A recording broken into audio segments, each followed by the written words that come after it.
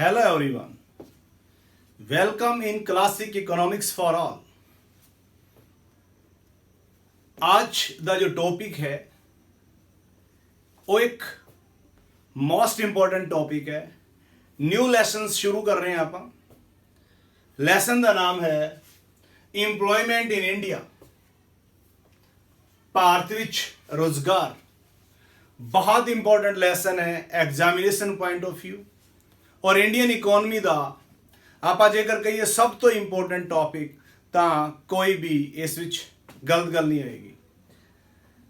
Lecture शुरू करन तो पहला वैरी फस्ट एक गल तुसी जरूर करनी है, लैक्चर नू पूरा सुनना है, वीडियो एंड तक वेखनी है। जे चैनल तुसी अजे भी सबसक्राइब नहीं किया क्लासिक इकोनॉमिक्स फॉर ऑल तो सबसक्राइब कर लो, बेल आइकन प्रेस करो ताकि सब तो पहला नोटिफिकेशन तुहानू मिले। चलिए आप पढ़ते हैं इसका पहला टॉपिक। आज दे इस लैक्चर से एक ही टॉपिक डिस्कस करूंगा मैं।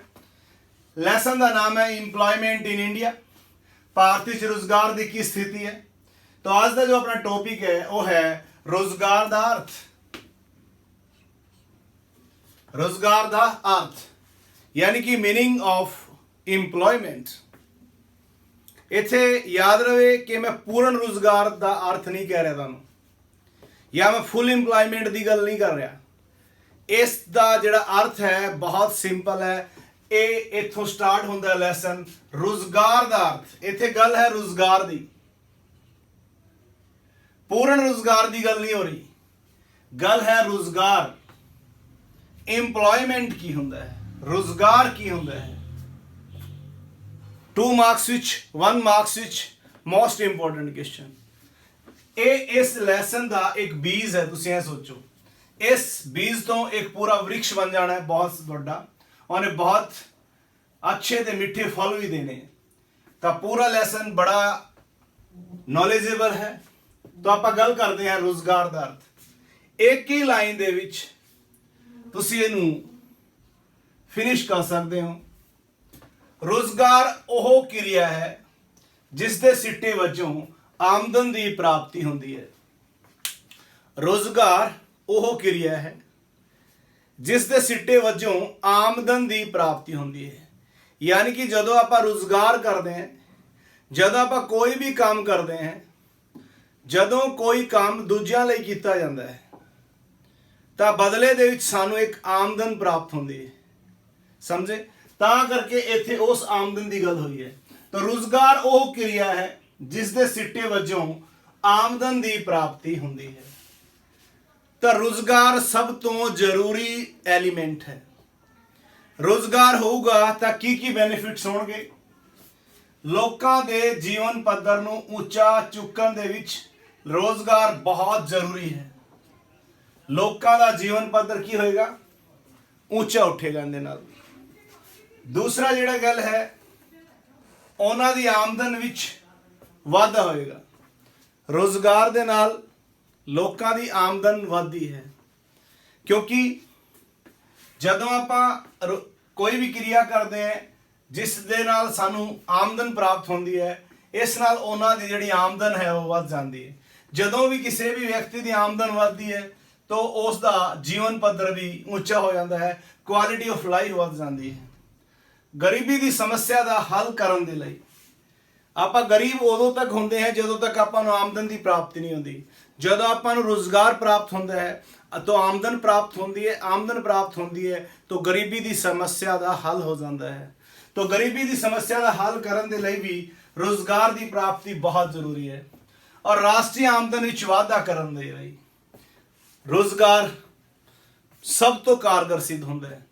देखो जो आप रोजगार करांगे तो आर्थिक क्रिया करांगे, आर्थिक क्रिया करांगे तो इसका मतलब वस्तुआं अते सेवावां का उत्पादन होगा, और वस्तुआं ते सेवावां का उत्पादन होगा तो GDP बढ़ जाएगी, देश की ग्रोस डोमेस्टिक प्रोडक्ट बढ़ जाती है।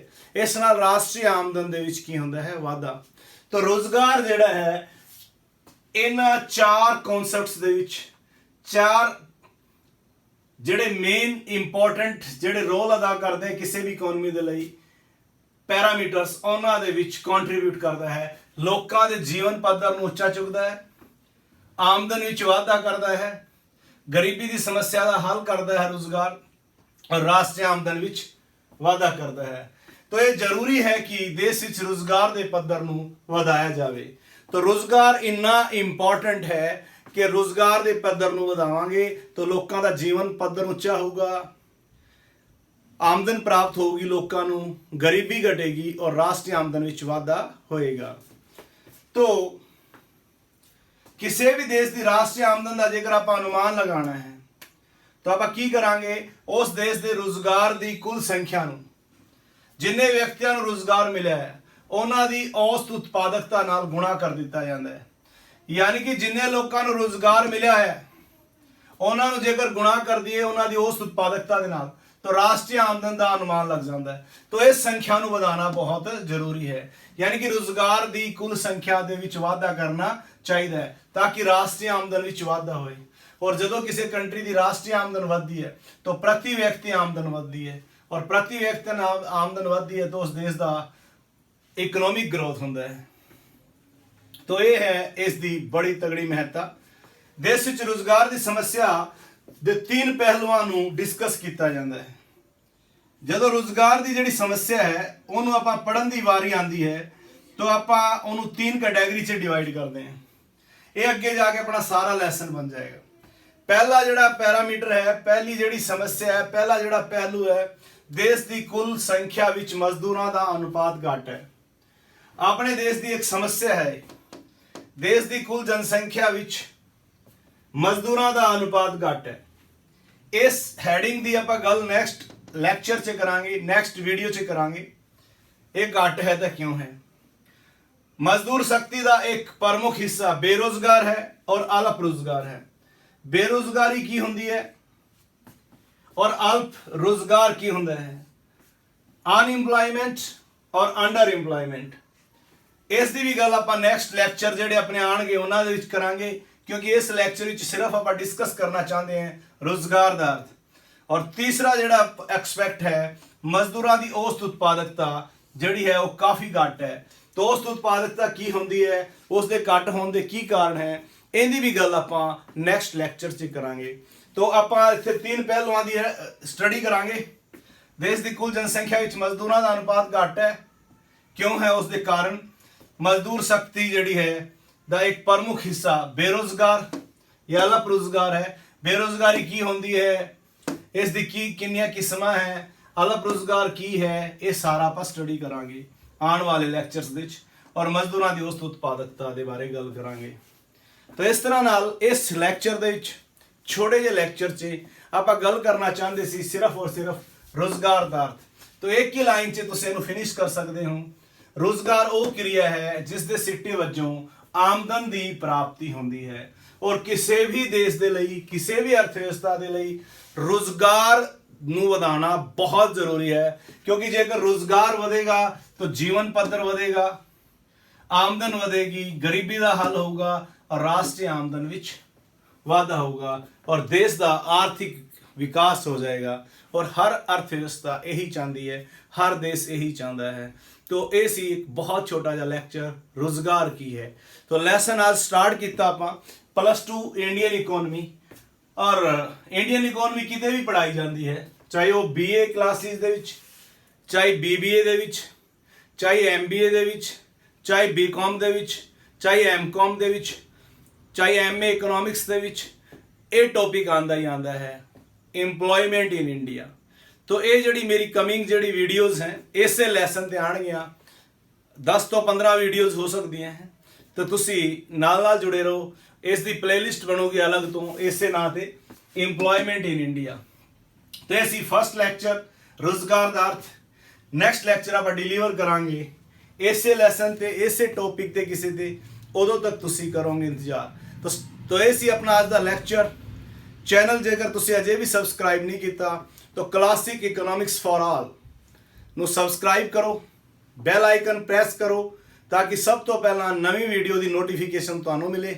और लैक्चर जेकर तुहानू अच्छा लगता है तो इसनू लाइक जरूर करो, ये सानू मोटिवेशन देता है। और अपने कुछ साथियों के नाल, अपने फ्रेंड्स के नाल, अपने कुलीग्स के नाल, अपने स्टूडेंट्स के नाल लैक्चर में शेयर करो ਤਾਂ ਕਿ ਉਹਨਾਂ ਨੂੰ ਵੀ ਇਹਦਾ ਬੈਨੀਫਿਟ ਹੋ ਸਕੇ ਔਰ ਉਹ ਵੀ ਮੇਰੇ ਇਸ ਚੈਨਲ ਨਾਲ ਜੁੜ ਜਾਣ।